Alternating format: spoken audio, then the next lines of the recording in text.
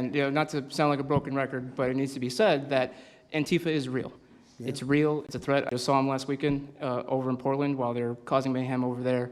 And the reason why they're such a big problem is because we have Democrats and a lot of people in the mainstream media refusing to acknowledge that they even exist. How can we as a country begin to address it when you have large swaths of these people who are supposedly decision makers and people who are supposed to inform?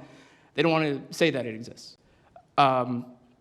Because the common argument is like, well, they're not a real organization because there's no national leadership, they don't have a national headquarters, so how can law enforcement go after a group that doesn't exist like that? Well, law enforcement goes after criminal groups that organize to rob banks or do smash and grabs.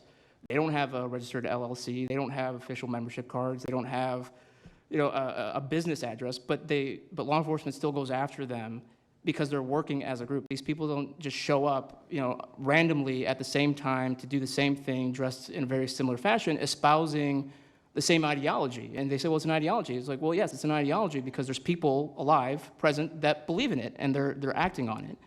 And so I've been very well aware of what Antifa's been doing, and probably one of the most disturbing parts about that is, in addition to Antifa being present, they were tagging the streets with CJNG, which is Cartel Jalisco Nueva Generación, which is a cartel. So you have these people who are working basically in concert with other terrorist groups to say that we're here, we're present, and we're gonna attack federal agents and people who are gonna expose what we do. And so, to be clear, political violence, sustained political violence that we're seeing in this country is not a both sides issue.